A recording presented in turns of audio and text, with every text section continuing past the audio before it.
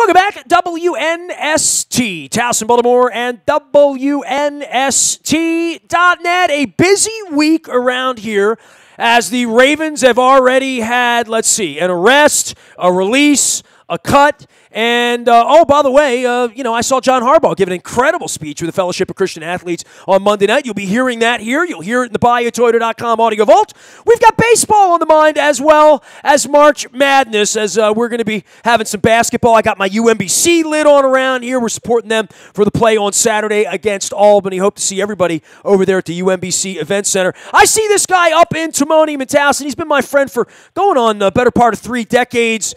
Orioles guy, PSL holder, Curio Wellness. We welcome in Brian Sanderoff, who is the poobah of all things Curio Wellness at York Road, just south of Timonium Road. And as the PSL guy, before we even get into what you do for a living and all that stuff, the Ravens fan in you and all the purple in you, the Eric Weddle thing has been a little bit of a mixed bag, hasn't it? Like I'm a little shocked at how quickly he caught on here, but he was such a good dude and everybody liked him that I think there is a little bit of a dust-up after his departure. Yeah, it's difficult, but, change is difficult, Nestor, and I'm a glass half full guy instead of half empty, and so I'm looking forward to the future, and I think that, every organization has to go through this sort of purging where you got to kind of get younger, you got to get cheaper, and move forward from there. Everybody does that around Tom Brady in New England. We don't see all the Matt Lights and the Teddy Brewer. Well, we do see them. They're all on TV now, right? 15 years later, all those guys play with Brady. But this is going to be a different look. No Weddle, no Flacco. Who knows what's going on with Suggs? It's a transition period. And as I've said all week, the more of the Mosleys that go away and the more of these things that happen at this point, if they had to go out and play football next week, they wouldn't be a very good football team. They don't have to do that. And I know with the safety market, there's a lot of safeties out there. But I think this is a year for all of us that the Joe Flacco thing is over. The second Super Bowl is over. But Harbaugh and DaCosta have survived this and putting this thing together. I am interested to see what they're going to do now that they have some money to spend. And with a draft that is the first draft that Ozzie Newsome has not overseen. So we are seeing sort of a new era here, much as we are in your industry as well. Yeah, I think we are. And, the difference is that when many franchises have to do this start over, reset kind of thing, it puts them right to the bottom of the heap. And I don't think that's going to happen with the Ravens. I think that even with our reset, we end up being right on the verge of making the playoffs and maybe making the playoffs and having something to build from there. Well, as I've said, I think the Steelers are down. So I think that helps things just fundamentally in the same way where if you were going to say, hey, can the Orioles win a division in 2012 or two? Yeah, they can if the Yankees stink. They can if everybody gets hurt on the Red Sox. So when those things happen, it helps you. But I don't see this as a 12 or 13 win ceiling team. I see this as a 10 or 11 win ceiling team right now. And this part of the transition is what they're going to do with Mosley, what they're going to do into the draft, how they're going to use and how the guys that they've already drafted are going to step forward. And I think that's one thing we're all waiting to see is where the last 2 draft classes. Some of these guys haven't gotten onto the field. When they get their opportunity, is this going to be their year to shine and step up? Yeah, I think that's well said. One of the things that you said about those expatriates and now they're all on TV, I think that speaks to something, and that is their intelligence. And so even when they're transition players for them, they're smart players. And, those are the guys that go on to have TV careers because they're analysts, because they're smart, and I think that's a distinguishing factor between that organization and other organizations. Brian Sanderoff is here. He is at Curio Wellness. He's got some distinctive things about his organization. If you pass by, the first thing you see is, they have medical cannabis there, but your store's a ton more than that. As far as education goes, this was an educational kind of week from a Ravens fan perspective, right? So a guy like you that's in the industry, and by the way, happy anniversary. I know it's your 1-year anniversary. This is a new industry. I think we've driven around. People have been texting me with pictures of the Curio Wellness billboards out there like, hey, isn't that your guy, Brian? I'm like, yeah. So we're seeing you and competitors. We're in a new space here, and when a Raven goes down a ditch with apparently a lot of cannabis and no card and a buddy who escaped the car was also a part of this,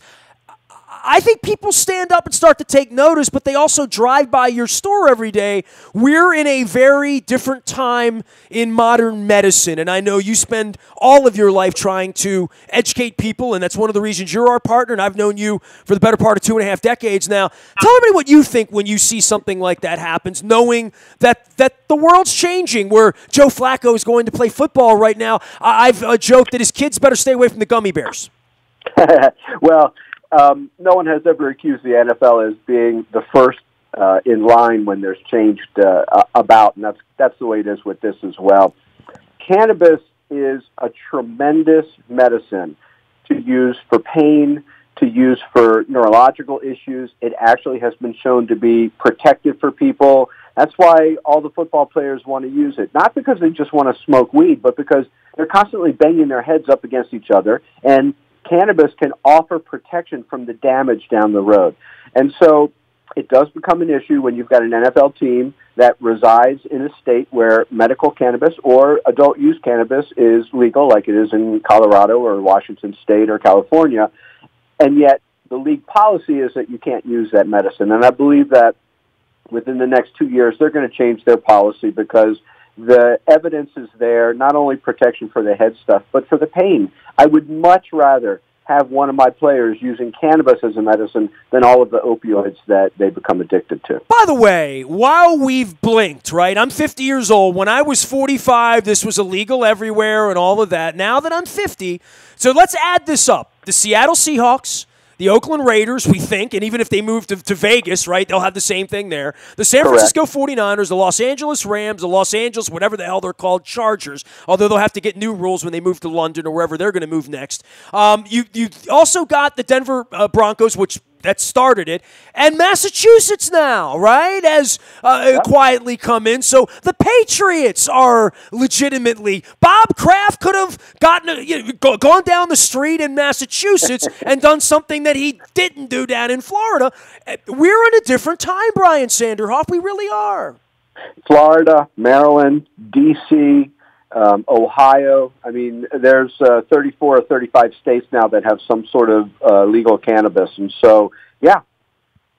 Here's Brian Sanderoff. He's at Curio Wellness. They do it all at Curio Wellness, including tell everybody about the vitamins and the minerals and the advice you've been giving to people like my son for years who have come to you for all sorts of holistic medicinal needs. You're still doing that, and that's where you sort of move from being a real pharmacist in Pigtown, what we would call a real pharmacist behind the cage with pills, and you move from there to holistic to now literally doing a wide range of things on your Road to Curio Wellness.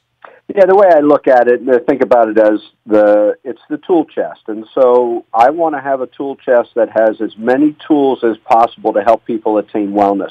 Cannabis is one of those tools.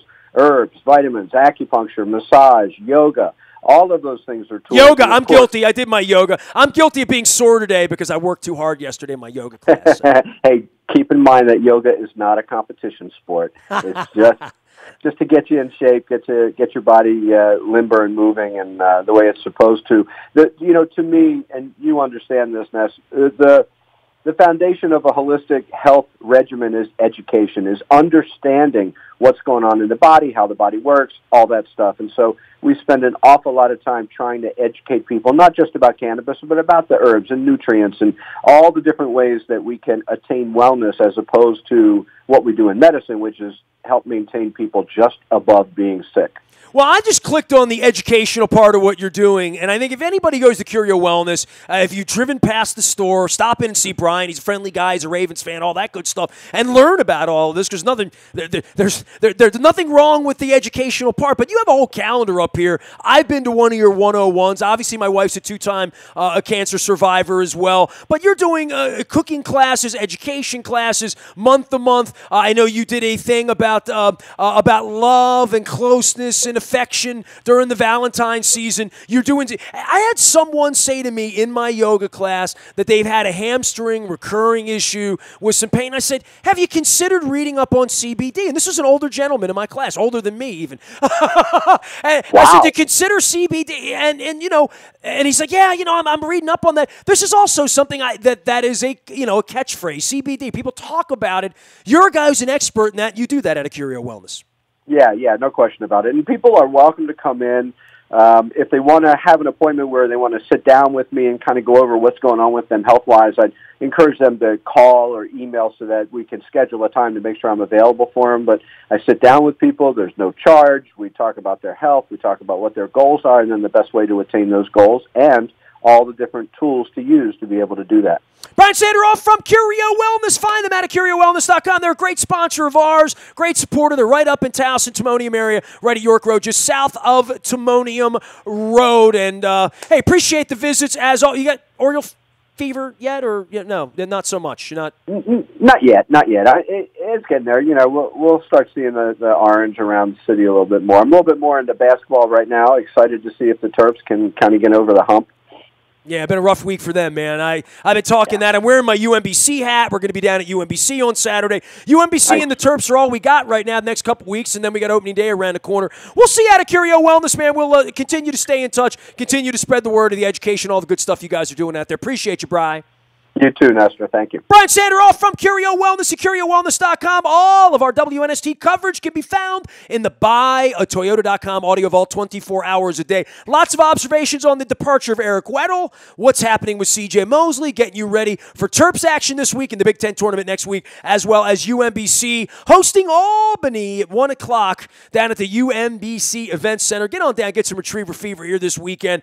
Nasty at WNST.net, the way to find me. I'm on Facebook and Twitter and LinkedIn and Snapchat and Instagram and streaming live on our Facebook as well as our YouTube WNSTV channel. We are WNST.net, AM 1570 and WNST, Towson, Baltimore, and we never stop talking Baltimore sports.